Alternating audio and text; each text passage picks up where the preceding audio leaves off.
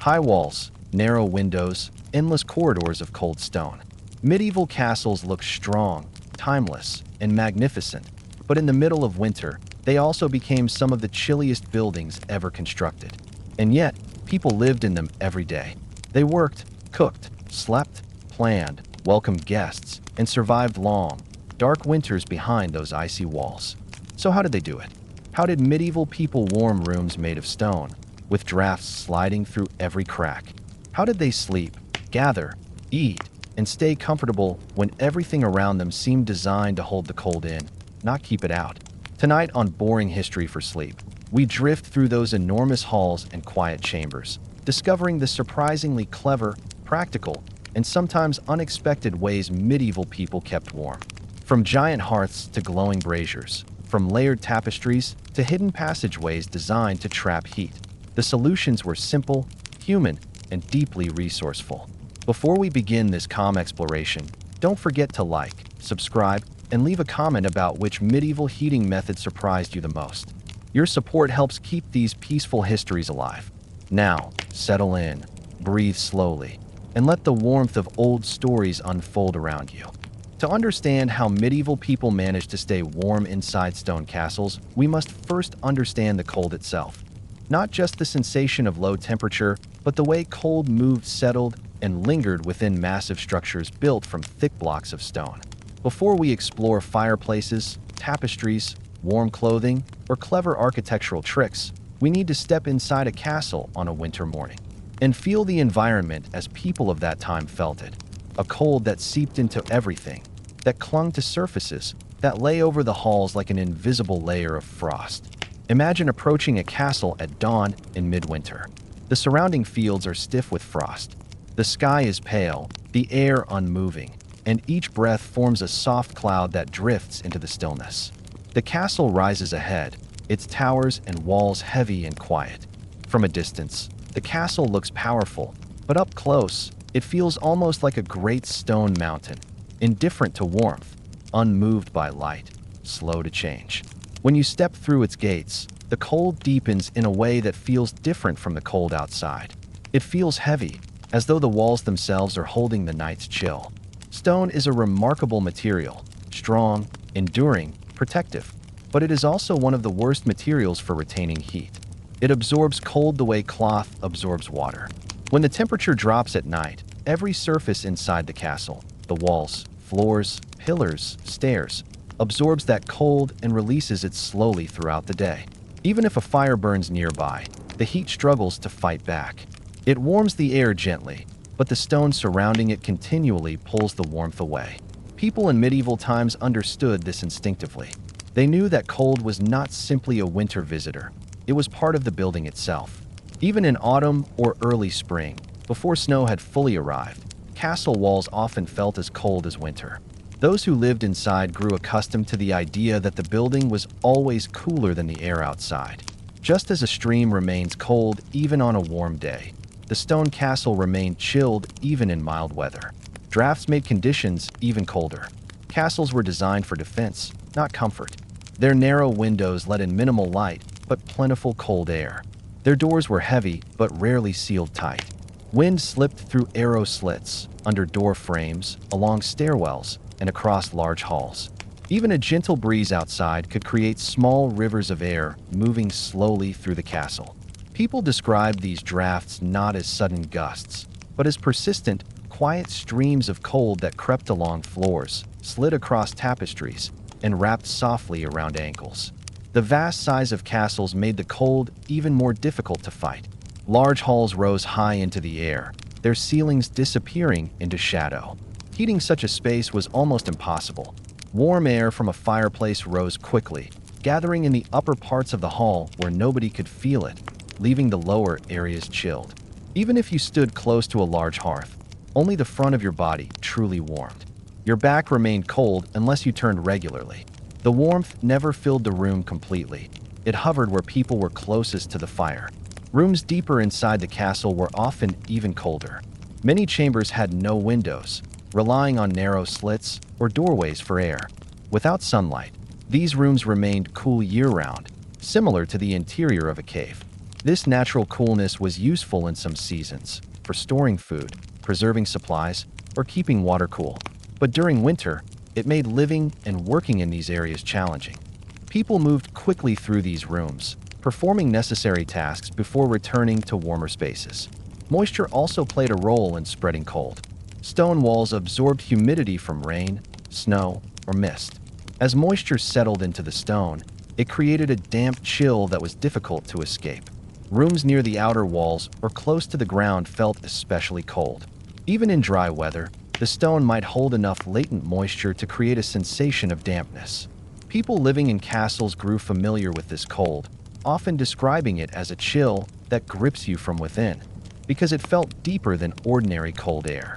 The floors, usually made of stone or packed earth, were some of the coldest surfaces in the entire castle.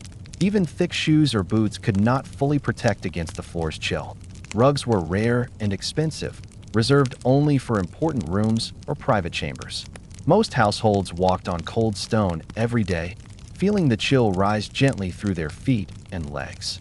This constant contact made the cold feel ever-present, even near a fire. Because the castle absorbed cold so strongly, warming it required enormous effort.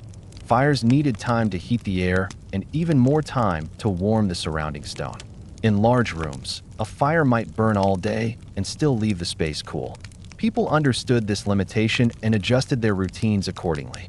Rather than trying to warm the entire building, they focused on warming smaller areas, corners, alcoves, chambers, and enclosed spaces where heat could gather more easily. The design of defensive architecture also contributed to the cold. Thick walls provided security but did not insulate. Instead, they created a barrier that slowed the flow of heat from the fire to the far edges of a room. Narrow corridors channeled cold air like wind tunnels. Staircases drew cold from upper levels to lower ones and vice versa. Towers remained chilly due to constant wind exposure. Understanding these conditions helps explain why medieval people relied so heavily on personal warmth rather than building warmth. They wore layers of wool, fur, and linen. They gathered in groups near fires. They ate warm foods and drank warm beverages. They wrapped themselves in blankets, cloaks, and cloaks lined with thick fabric. They slept close together, shared enclosed spaces, and used heavy curtains to trap heat. A castle was not meant to be cozy in the modern sense. It was meant to protect, endure, and withstand. Warmth was a luxury that had to be created, maintained, and guarded. Even the acoustics of a castle contributed to the feeling of cold. Large, empty halls made every sound echo, creating a sense of spaciousness that felt impressive but not comforting. Smaller rooms absorbed sound more naturally and often felt warmer simply because they were more enclosed. Still, despite all these challenges, people found ways to adapt. They accepted cold as a part of daily life and built routines that worked with the environment rather than against it. This acceptance shaped their approach to heating, clothing, household design, and daily activity.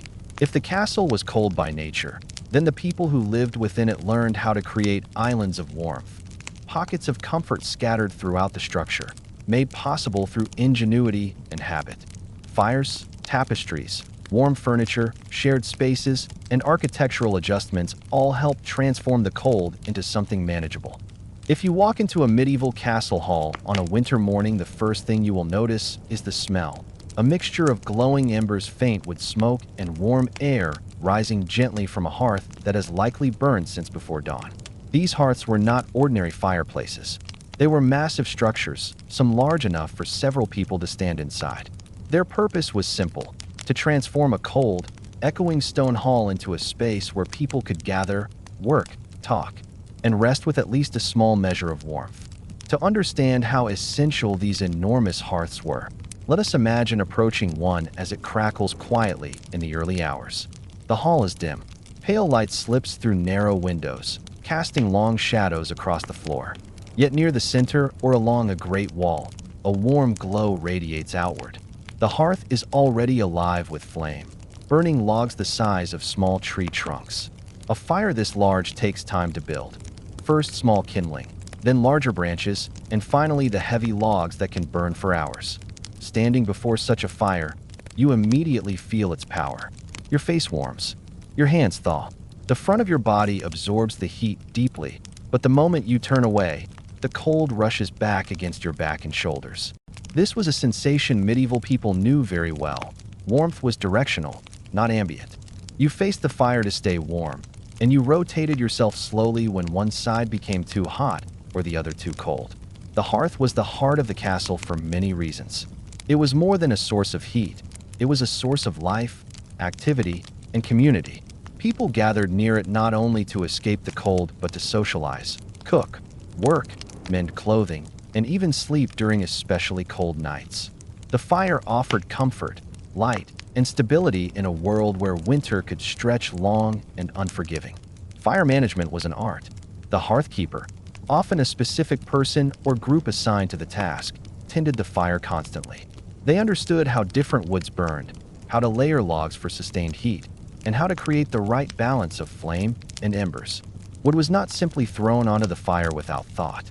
It was arranged to create lasting warmth, to reduce waste, and to keep smoke flowing smoothly through the chimney. In some halls, chimneys were primitive or non-existent, and smoke drifted upward through vents in the roof. Hearthkeepers adjusted the fire to minimize smoke buildup, protecting the hall from excessive haze. Wood itself was a precious resource. Castles required enormous quantities to stay warm throughout winter. Entire forests could not be cut at once, so woodcutters worked year-round preparing fuel. Logs were dried, stacked, and stored in sheltered areas to ensure they burned efficiently. Without this preparation, the hearth would have struggled to keep the hall warm. Despite its size, a hearth could not heat an entire castle. The massive volume of air and the cold stone walls ensured that warmth remained mostly close to the fire. This created warm zones and cold zones in the hall. Step a few meters away, and the temperature dropped noticeably. Those who worked in the hall arranged their activities accordingly. Tasks requiring fine motor skills, such as writing, sewing, or carving, were often done near the fire where fingers remained flexible.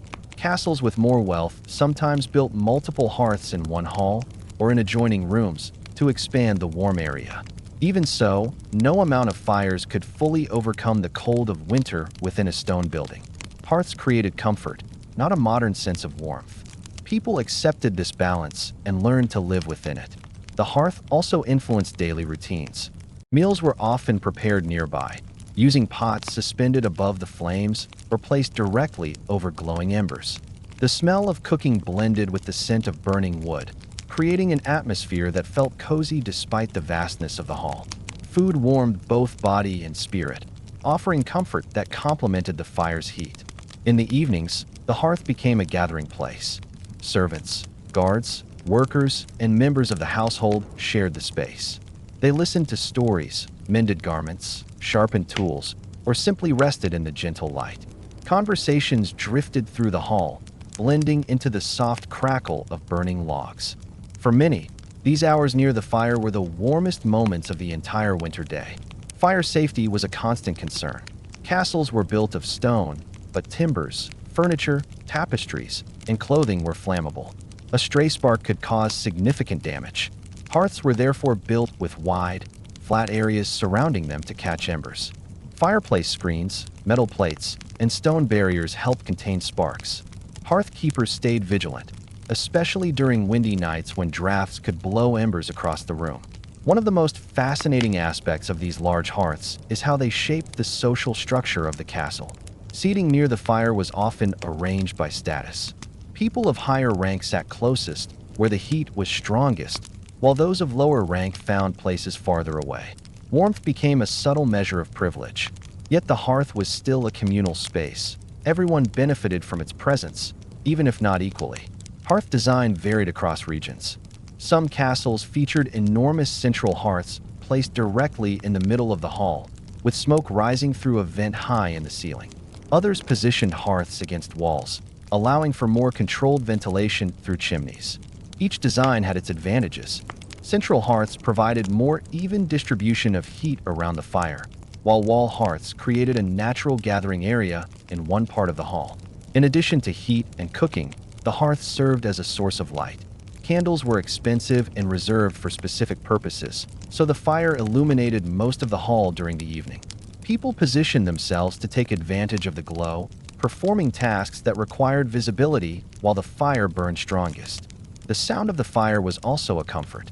In a castle where drafts whistled through corridors and footsteps echoed along stone floors, the gentle crackling of a hearth added softness to the atmosphere. The rhythm of burning logs created a steady background presence that helped people relax, work, and even fall asleep. During particularly harsh winters, fires burned all day and night. Hearth keepers maintained glowing embers constantly to avoid starting from scratch each morning, which required far more fuel and effort.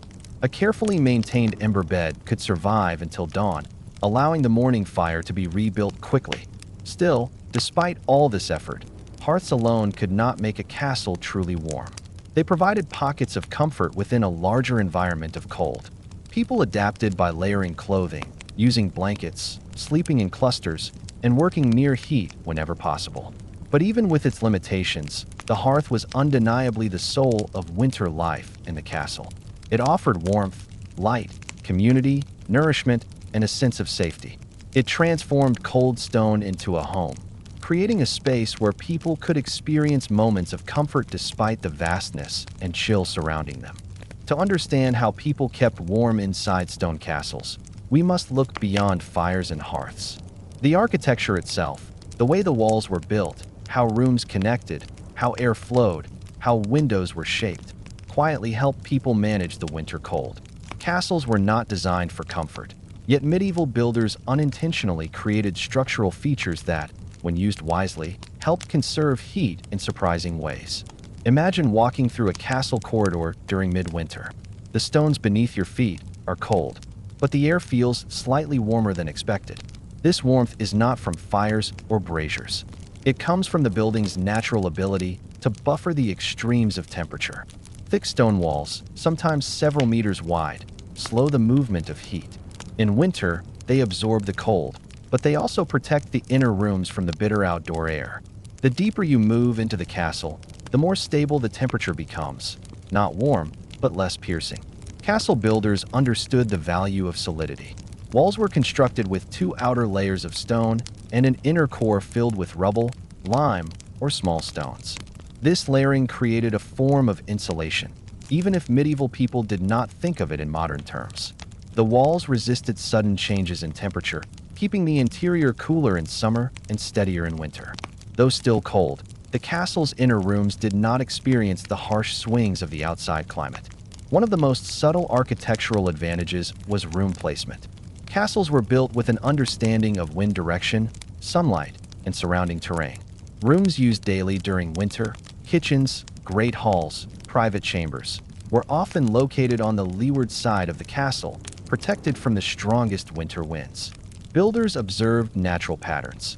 Which side received more sunlight, which side retained warmth longer, and which areas felt the least exposed.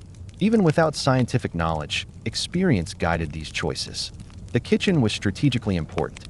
Its constant fire produced significant warmth that radiated outward into nearby spaces. Many castles positioned kitchens near central halls or adjacent to living quarters so that the heat drifted through adjoining walls and floors. People relied on this warmth thoughtfully.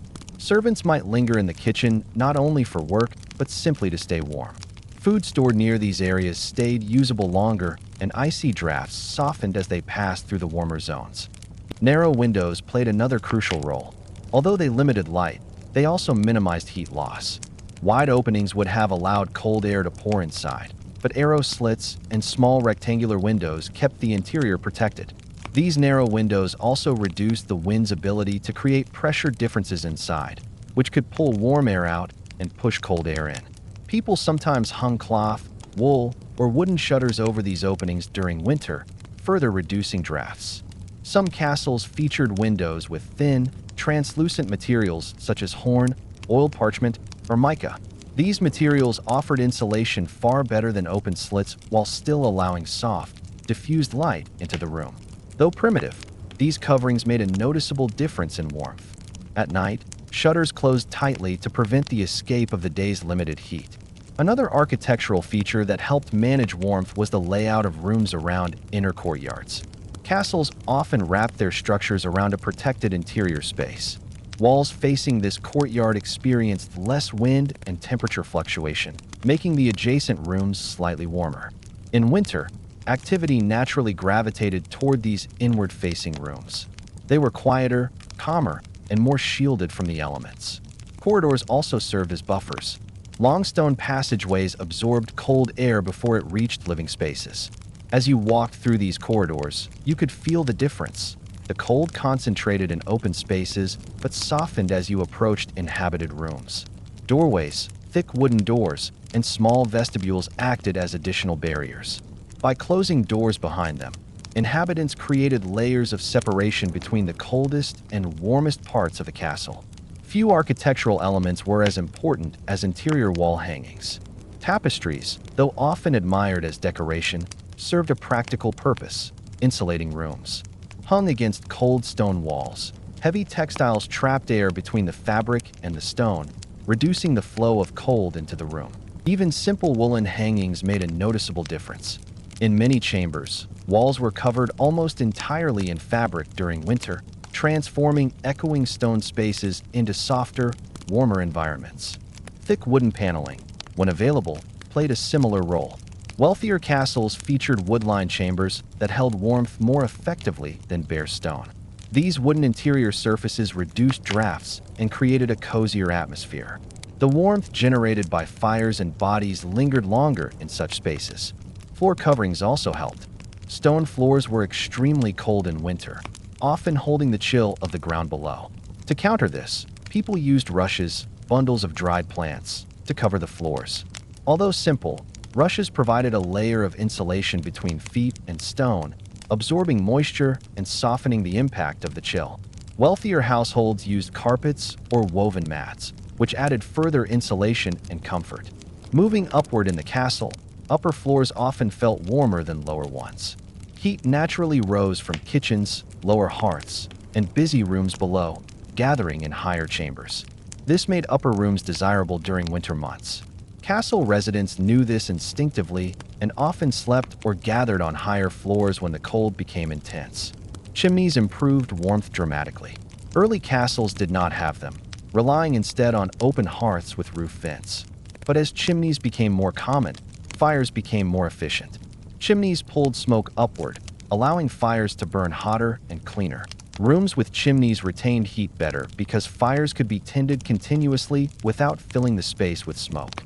The warmth from these fires radiated into adjacent walls, creating a central core of heated stone that slowly released warmth even after the fire died down. Staircases, interestingly, influenced warmth as well. Spiral staircases, common in castles, acted as heat channels.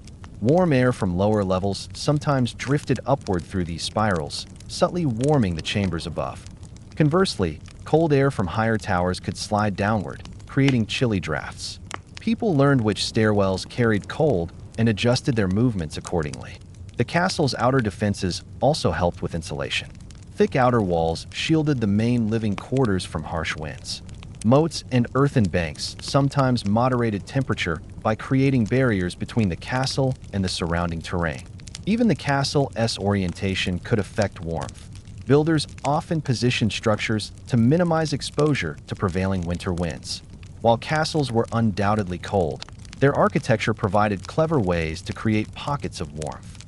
People understood these pockets intimately. They knew which rooms stayed warm longest, which corridors carried drafts, which windows rattled in the wind, and which staircases breathed warmth upward. Their movements throughout the day reflected this knowledge. They gathered in warm areas, avoided the coldest routes, and closed doors carefully behind them to preserve precious heat.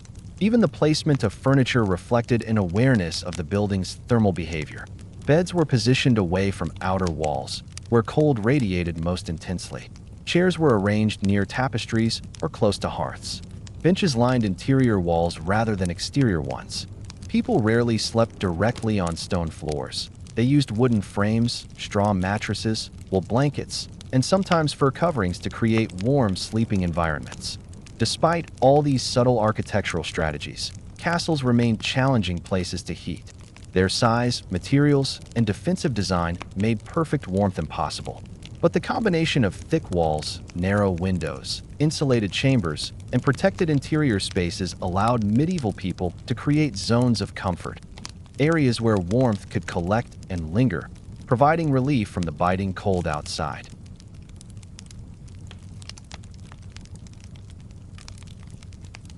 Even the largest hearths and cleverest architectural tricks could not completely defeat the winter cold inside a stone castle. For the people who lived within those walls, true warmth came not from the building, but from what they wore. Clothing was their shield, their comfort, their personal hearth that they carried with them from room to room, corridor to courtyard, hall to chamber. To understand medieval warmth, we must imagine how it felt to dress layer by layer in a world where the cold was constant, where every breath hung in the air, and where the chill pressed through stone, wood, and fabric alike. Clothing in the medieval world was designed around practicality. Warmth mattered more than fashion, though beauty and craftsmanship certainly existed. Wool was the foundation of everything. Not the light wool we know today, but thick, heavy, densely woven wool that trapped air and created insulation. Wool stays warm even when damp, a property medieval people appreciated deeply during snowy winters or fog-filled mornings. Linen, worn beneath the wool, absorbed moisture from the skin and kept the body dry, preventing the deep chill that comes from perspiration trapped against cold air. Imagine dressing for a winter morning inside a castle.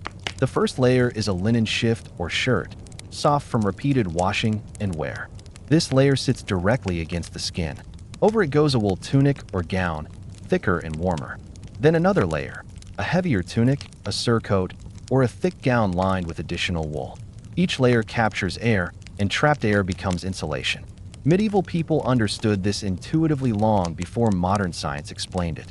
For those who lived or worked outdoors, guards, servants, stable workers, and messengers, cloaks became essential. A wool cloak wrapped around the body was like carrying a portable wall of warmth. Some cloaks had hoods large enough to cover the head entirely, sheltering the face from harsh winds. Others fastened with brooches or ties that held the fabric securely, preventing drafts from sneaking underneath. A quality cloak could last years and was often one of the most valued possessions a person owned. Feet and legs needed special attention. Stone floors were unforgivingly cold. People wore thick woolen hose, long socks that extended up the leg, and often layered them. Shoes, frequently made of leather, were lined with wool or stuffed with straw for insulation. In wealthier households, fur-lined boots provided even greater warmth. For those living on upper floors where heat accumulated more readily, footwear might remain simple, but in lower chambers and drafty halls, layered protection for the feet was essential. Hands, too, suffered from the cold. While gloves were sometimes bulky and impractical for fine tasks, mittens or cloth wrappings provided protection during work. In some parts of Europe, people warmed their hands by carrying small heated stones wrapped in cloth. Primitive, portable warmers that could be slipped into pockets or held beneath cloaks. These small innovations made a significant difference during long hours in cold rooms. Head coverings were equally important. Whether indoors or outdoors, people rarely went bareheaded in winter. Caps, coifs, hoods, and veils helped retain heat, preventing warmth from escaping through the top of the body. Even while sleeping, many people wore nightcaps, soft linen or wool coverings that kept them warm in chambers where cold air settled heavily at night. This habit persisted for centuries, long after castles stopped dominating the landscape. Layering extended to bedding as well. Beds inside castles were not simply wooden frames topped with straw mattresses. They were carefully arranged sleeping spaces designed to trap warmth through the night. A typical bed might include a linen sheet closest to the skin, a thick wool blanket, another wool layer for coverings, or heavy quilts on top. People slept under these layers, much as modern people might sleep under a winter comforter and extra blankets. In wealthy households, embroidered quilts and lined coverings added comfort. In simpler households, patchwork blankets made from old clothing offered warmth through thrift. Sleeping arrangements also played a role. People often slept together, families, siblings, or servants, sharing body heat for mutual comfort. Even in noble households, shared sleeping quarters were common, not solely for space or security, but because a room filled with people simply stayed warmer. The combined warmth of several bodies created a mild but noticeable rise in temperature, turning a cold stone room into a more manageable environment. During the day, people kept moving. Stillness allowed cold to settle into the body, while activity created natural warmth. Servants performing daily tasks rarely suffered from the chill because their constant movement kept their circulation active. Guards patrolling walls or courtyards wore multiple layers and often kept their cloaks wrapped tightly, shifting slightly to stay warm during long vigils.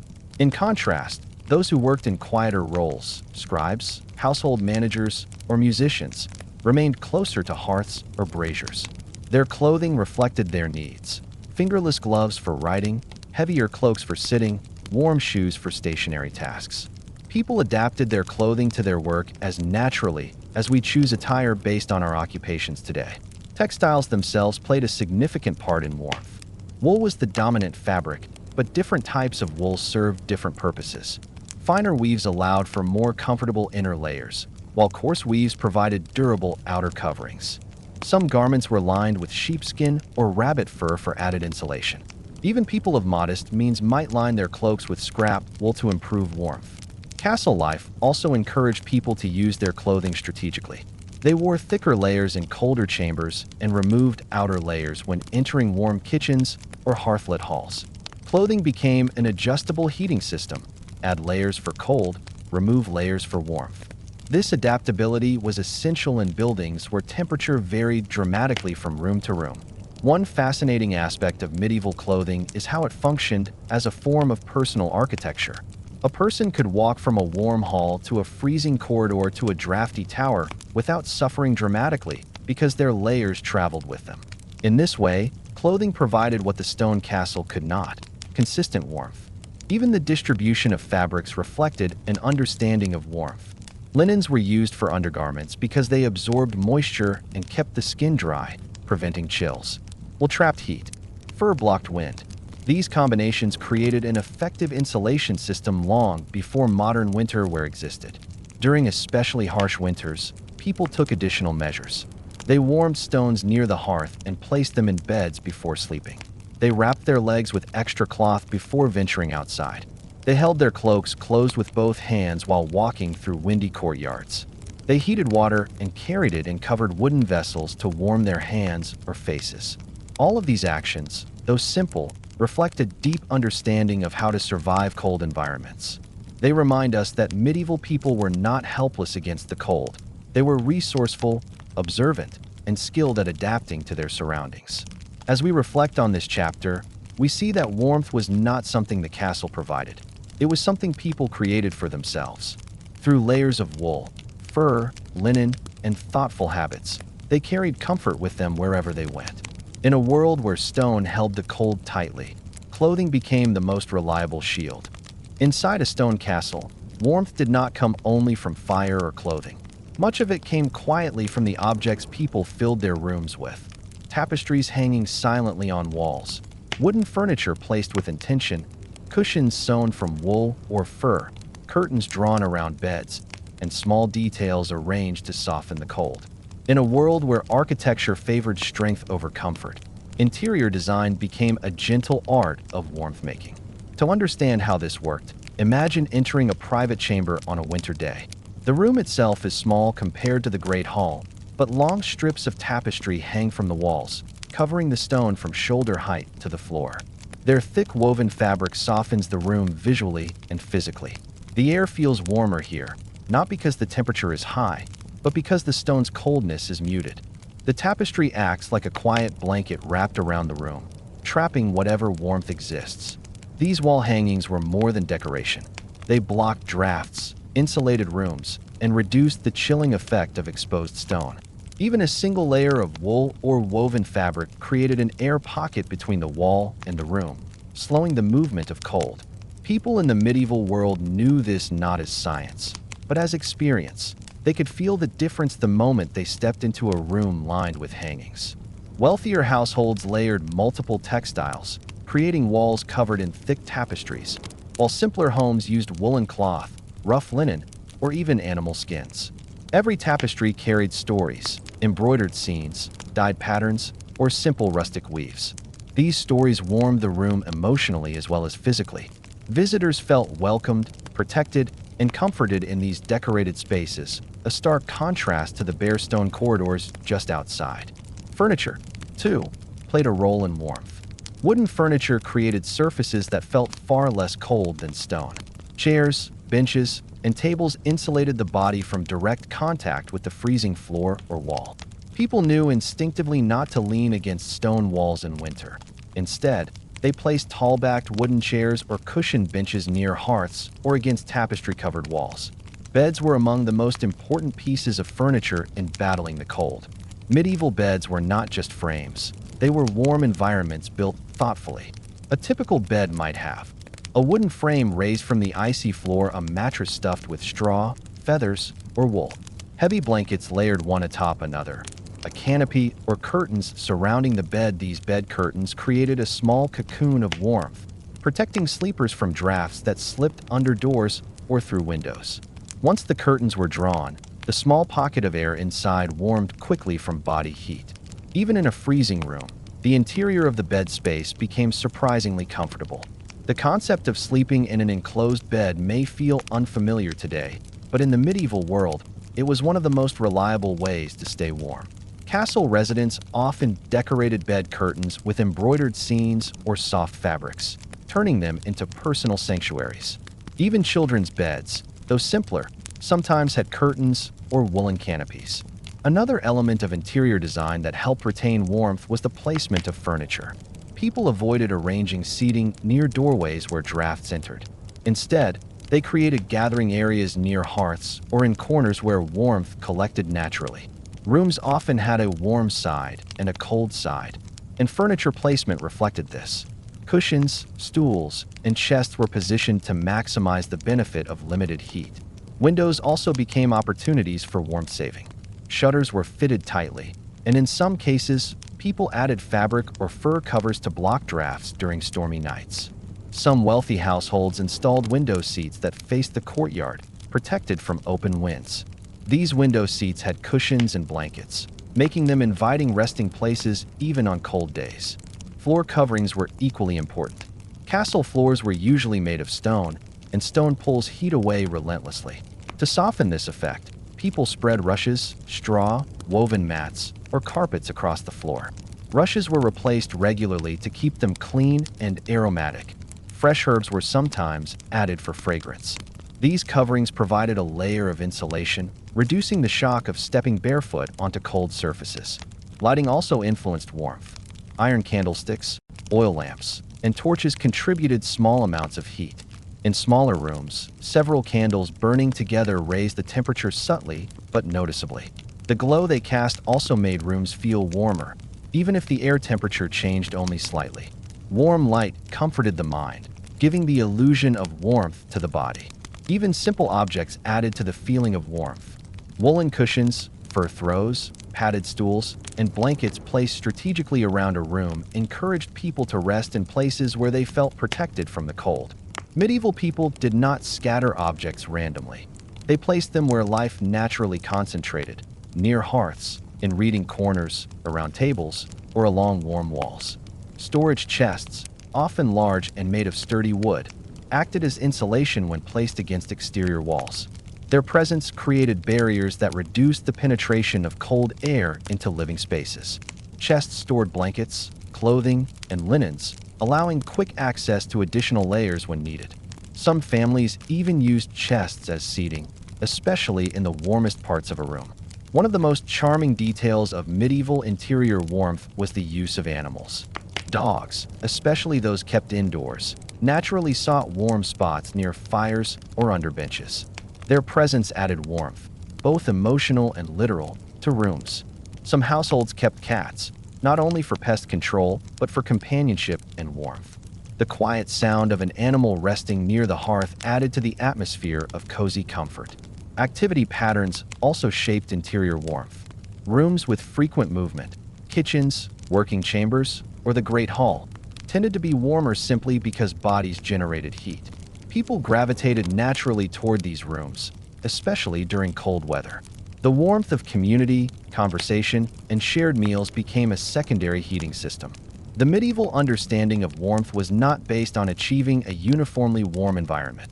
Instead, it focused on creating comfortable pockets within a larger cold space. A chair placed in the right spot, a tapestry hung thoughtfully, a bed arranged with curtains. These were the tools of survival. Warmth was something crafted, carefully arranged, and protected. Even the sound within these warm pockets mattered. The soft crackle of a brazier, the rustling of tapestries in a gentle draft, the muted footsteps on rush-covered floors. These sounds contributed to a sense of calm security.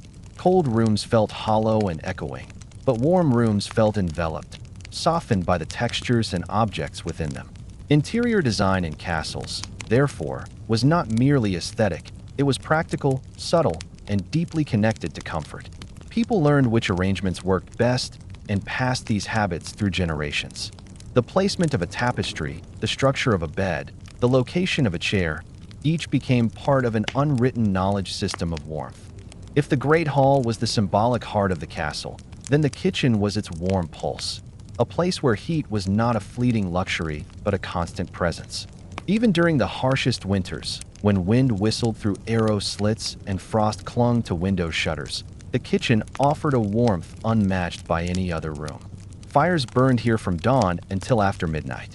Pots simmered, bread baked, meat roasted, and coals glowed long after the last servant had left for the evening. Yet the kitchen's warmth extended beyond itself. It radiated through walls, drifted into corridors, seeped upward into sleeping chambers, and subtly softened the castle's relentless cold. This chapter is a gentle walk into that world, a world of heat, scent, sound, and constant activity. Picture the entrance to a medieval castle kitchen early in the morning. Before the sun has risen, the air is already warm. A faint orange glow spills out through the doorway, flickering against the stone walls of the corridor. You hear distant clatters, someone chopping vegetables, someone stoking the fire, water bubbling softly in a cauldron. These sounds blend into a comforting rhythm of work that begins long before anyone else is awake. Inside, the heat is immediate. It wraps around you gently, like stepping into a warm bath after spending too long in the cold. The air is thick but not unpleasant, scented with herbs, wood smoke, bread dough, and whatever was left simmering overnight. Unlike other castle rooms, where warmth feels fragile and easily lost, the heat in the kitchen is persistent and alive. This continuous warmth wasn't accidental. It was the result of constant cooking and maintenance fires. The kitchen had to stay active throughout the day because meals required hours of preparation. Bread dough needed time to rise and bake. Porridge simmered slowly. Large joints of meat roasted over spits that turned endlessly, sometimes for half a day. Stews cooked gradually, absorbing flavor over many hours. To accomplish all this, fires had to remain lit, morning, noon, and night. Because fire never truly died in the kitchen, the room became a stable heat source for the rest of the castle. Thick stone walls absorbed warmth from the cooking hearths, radiating it back slowly into adjacent chambers.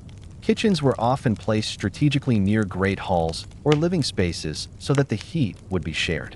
Even without knowing the science behind heat transfer, castle builders understood the simple truth. A warm kitchen meant a warmer castle. The layout of the kitchen helped maintain this warmth. Many had multiple hearths, one for baking, one for boiling, one for roasting, each generating its own pocket of heat.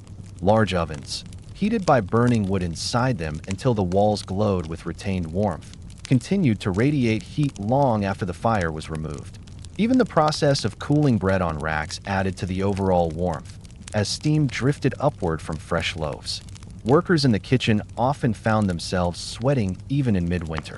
They rolled up their sleeves, fanned their faces, and stepped occasionally into nearby corridors to feel a brief breath of cooler air before returning to the heat. But they seldom complained, for they knew that their working space was the warmest place in the castle. On especially cold days, servants from other parts of the castle found excuses to pass through the kitchen, delivering messages, fetching water, or assisting briefly, just to steal a few moments of warmth. The kitchen's warmth influenced daily routines in quiet ways. People gathered near the kitchen entrance when waiting for meals. Children or younger servants, allowed briefly into the kitchen to help with chores, stood close to the hearth, letting their hands thaw before returning to cooler tasks. Even castle animals, cats, small dogs, curled near warm ovens or next to cooking stones, seeking the same comfort humans did. The soundscape of the kitchen also added to its sense of warmth. Wood crackling in the hearth, iron pots clanging softly, bread loaves tapping as they were set on wooden boards, the bubbling of stews, the rhythmic turning of a spit. These sounds filled the air in a way that made the room feel alive and comforting, a sharp contrast to the quiet echoes of stone corridors. Heat also rose from the kitchen into upper rooms. Castle builders knew that placing kitchens on lower floors allowed the warmth to drift upward naturally. Small openings or intentional gaps between floors encouraged warm air to pass through, taking the edge off the chill in living spaces above. Some castles featured flues or hollow wall spaces that carried warm air upward, functioning as primitive heating channels long before central heating existed. While these systems were rudimentary, they could make the difference between a freezing bedroom and a merely cool one. The presence of hot water was another important contributor. Large cauldrons boiled constantly, providing warm water for cooking, cleaning, and occasional washing. In a world where cold water felt painfully icy in winter, access to warm water made daily life more bearable. Servants carrying warm buckets often used the opportunity to briefly warm their hands on the sides of the containers. Even the storage areas connected to the kitchen benefited from the warmth. Pantries close to the kitchen stayed warmer than distant storerooms, preventing certain foods from freezing or spoiling. Herbs dried faster near kitchen heat. Dough rose more predictably. Butter softened. All these small details made the kitchen a practical center of winter survival. But warmth was not without challenges. Kitchens had to be carefully managed to prevent fires from spreading. Sparks from roasting spits, embers from hearths, or mismanaged ovens could create hazards. For this reason, kitchens were often connected to the main castle, but separated by thick stone walls or located in a side structure. This allowed warmth to travel without risking the rest of the castle. Chimneys above the kitchen were large and designed to pull smoke upward quickly, allowing fires to burn hotter and more efficiently. Despite the dangers, kitchens remained one of the only consistently warm places in a medieval castle, and their warmth shaped the rhythms of daily life. Meals felt particularly comforting because they came from a room filled with heat and activity. Gathering around the hearth for food became a communal experience that offered warmth to both body and spirit. This warmth also created social bonds. Servants working near the hearth shared stories, laughter, and conversation as they prepared meals. Their work required teamwork, turning spits, lifting heavy pots, grinding grains, and this cooperation strengthened relationships. On cold days, these shared tasks provided emotional warmth just as the fire provided physical warmth. Even nobles understood the kitchen's importance. Though they rarely entered it, they felt its benefits every time they stepped into a slightly warmer hall or ate a meal served hot, even in the dead of winter. They understood that without the constant fires of the kitchen, the castle would be far more uncomfortable during cold months. Kitchen warmth also played a role during nighttime. While most castle rooms cooled rapidly after sunset, the kitchen retained some warmth thanks to ovens and lingering embers. Some castles designated night workers to tend the fire, ensuring that the morning crew did not begin their work in freezing conditions. This practice of maintaining heat through the night helped stabilize temperatures slightly in adjacent rooms. As we step back from the kitchen now, we can appreciate it not only as a place of food, work, and daily routine, but as one of the castle's most vital heating systems. It was not designed for that purpose, yet it fulfilled it better than any other room. Through constant fires, radiating ovens, and endless activity, the kitchen transformed winter from a season of struggle into one of manageable routine. In a world of stone walls, cold corridors, drafty towers, and winter winds that slipped through even the narrowest openings, warmth was rarely something a single person created alone. Instead, warmth was built through togetherness, through bodies gathered in one place, through shared routines, through collective activity, through the simple comfort of not facing the cold in isolation. In medieval castles, community was not just a social structure, it was an essential part of staying warm. To understand this deeply, imagine entering the great hall of a castle on a winter evening. The hearth burns steadily, filling the room with a soft orange glow. Wooden tables stretch across the hall. The air is thick with the smell of warm food, fresh bread, and smoke rising from the logs. People gather in groups, servants finishing their duties, guards resting after a long shift, workers warming their hands, and members of the household sitting close to friends or family. Although the fire itself warms only part of the room, the presence of people enhances the warmth dramatically. Human bodies radiate heat, and when dozens are gathered, the temperature rises noticeably. The Great Hall, during the busiest hours of the day, becomes one of the warmest places in the castle simply because people are there. Even the sounds of the hall contribute to its feeling of warmth. Voices overlap gently. Conversations, laughter, the clatter of wooden mugs and plates. These sounds fill the space, softening the echoes of the stone and creating a sense of closeness. In contrast, an empty hall feels colder, quieter, and larger. People instinctively understood this difference and gravitated toward spaces where community gathered. Winter routines formed naturally around these communal spaces. Meals were eaten together, and mealtimes became anchor points of warmth. People arrived early to find seats near the hearth, and even those further away felt comfort from the collective presence. Eating warm food in a warm environment surrounded by others increased the feeling of comfort, making winter evenings almost pleasant. The presence of children added a different kind of warmth, movement, energy, and play. Their small footsteps, laughter, and constant activity created motion in the room, which kept the air from becoming still and cold. Even when adults wished for quiet, the liveliness of children reminded everyone that warmth came in many forms. Sleeping arrangements in castles also reflected the importance of togetherness. While nobles might sleep in more private chambers, many members of the household shared sleeping spaces. Servants often slept in groups, sometimes several people to a bed or mattress. Guards, when not on duty, slept in clusters in guardrooms or in shared barracks. This was not merely for efficiency or lack of space, it was for warmth. Shared body heat made the night far more tolerable.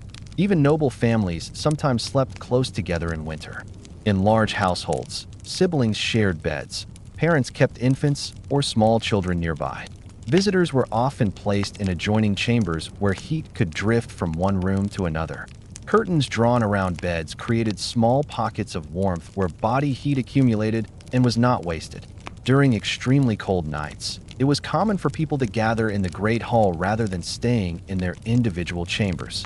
The fire burned brightest here, and the shared warmth of dozens of bodies created a comfortable sleeping environment. Travelers, servants, guards, and even noble guests sometimes slept in the hall on cold nights, wrapped in blankets or cloaks, enjoying a sense of safety and warmth that private rooms could not always provide. Work also brought people together in ways that generated warmth. In winter, tasks that could be done indoors were often performed collectively in warm rooms. Women might spin wool, weave cloth, mend clothing, or prepare herbs near the hearth. Men might carve wood, repair tools, polish armor, or make rope. These activities kept hands busy, bodies active, and minds focused, all of which helped maintain warmth.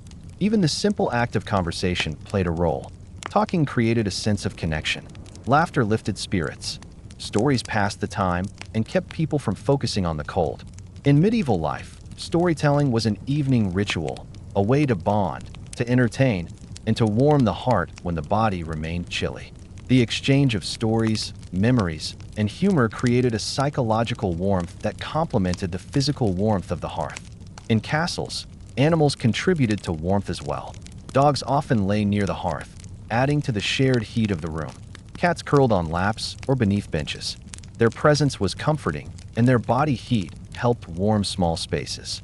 In some households, livestock kept in lower floors or nearby buildings shared residual warmth upward through the structure, although this was more common in smaller dwellings than grand castles.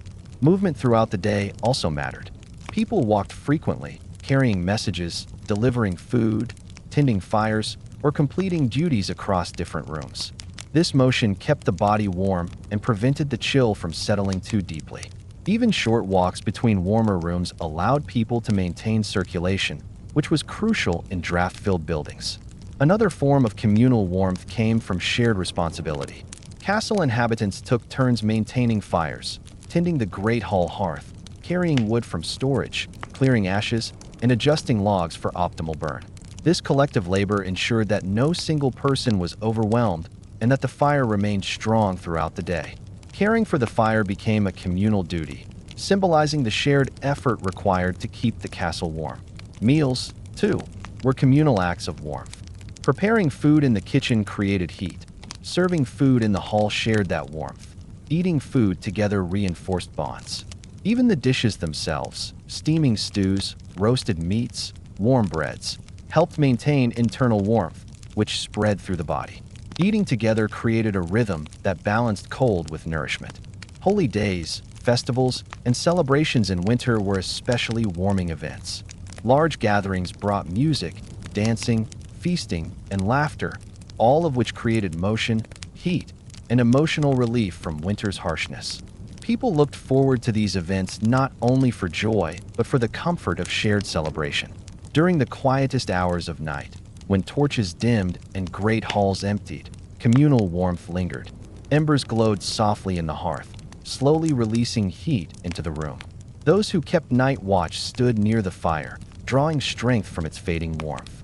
Even in the silence, the memory of the day's togetherness remained, easing the solitude of the night. The psychological effect of community warmth cannot be overstated. Being surrounded by others softened the perception of cold, making winter feel less overwhelming. People felt supported, protected, and reassured. Even when the temperature was the same, a crowded hall felt warmer than a solitary chamber. Humans instinctively seek warmth not only in fire, but in companionship. This sense of togetherness strengthened social bonds within the castle. Servants trusted one another. Guards watched over each other. Noble families relied on their household staff. Winter created a shared struggle, and shared struggle created unity. Every log placed in the hearth, every blanket shared, every story told threaded warmth through the fabric of daily life. Thus, in medieval castles, warmth was not simply a physical condition, it was a communal achievement. Fire provided heat, but people provided warmth. Their presence, movement, conversations, and shared routines transformed cold stone halls into spaces of comfort and safety. Even with great hearths burning day and night, even with thick tapestries, softening stone walls, even with layers of wool and fur wrapped around the body, medieval castle life still required additional warmth. Small tools, simple inventions, and portable devices that could be carried from room to room. These subtle, low-tech solutions formed an essential part of staying warm in a building that absorbed cold as greedily as a sponge absorbs water. They were quiet helpers. Braziers glowing gently in corners, heated stones wrapped in cloth, metal pans slipped beneath blankets, embers transported from fires to chambers, and little inventions that moved warmth wherever people went. Imagine yourself walking down a castle corridor on a winter afternoon. The hallways are dim and cold. The stones beneath your feet feel almost icy. But as you approach a doorway, the chill shifts slightly. Inside, a small brazier burns, a simple metal bowl on a stand, filled with glowing charcoal. The warmth is soft and local, warming only the immediate surrounding air, yet the effect is undeniable. The moment you step into the room, the air feels kinder, the cold less sharp. Braziers were among the most widely used portable heaters in medieval life. Made of iron, copper, or bronze, they held charcoal that burned slowly and steadily. Unlike large hearths, they required only a small amount of fuel and produced enough heat to warm a person or a small group. They were placed near chairs, under tables, beside beds, and in workrooms where fires were impractical. Even nobles relied on them, carrying them from chamber to chamber as needed. Servants tended these braziers carefully. Charcoal had to be lit in a central fire, allowed to burn to glowing embers, then transferred safely into the braziers. Ash had to be removed regularly, and the coals replenished throughout the day. Because braziers did not produce large flames, they were safer than open fires, though they still required caution. People positioned them away from tapestries and wooden furniture, mindful of sparks and heat. One of the most charming and practical medieval innovations was the heated stone. This simple method provided immediate, lasting warmth. Stones were placed in or near a fire until they were warm, not glowing hot, but but evenly heated. Then they were lifted with tongs or thick cloth and wrapped in wool, linen, or even thick leaves. These wrapped stones were placed in beds before sleeping, tucked beneath blankets to warm the bedding. Some stones were placed at the foot of the bed. Others were placed in the center where the warmth radiated upward through the layers. The effect was deeply comforting. On cold winter nights, climbing into a bed warmed by heated stones made the difference between icy discomfort and gentle sleep. The heat lasted surprisingly long, slowly fading but remaining warm enough to ease the night's chill. People also used heated stones during the day. Workers carried them in pockets or wrapped them in small bags to warm their hands between tasks. Those sitting still for long periods, scribes, musicians, or older members of the household, often kept heated stones beneath their feet or on their laps, wrapped in cloth to avoid burns. Even guards took warm stones to their posts, placing them beneath cloaks or holding them between gloved hands while watching the walls. A variation of this concept was the bed warmer, a shallow metal pan with a long handle, filled with hot coals or heated stones and slid beneath blankets to warm the bedding before sleep. The pan was moved in slow circles, heating the sheets evenly. Once the bed was comfortably warm, the pan was removed. Although it required caution to avoid singeing fabric, it was a beloved comfort during cold months.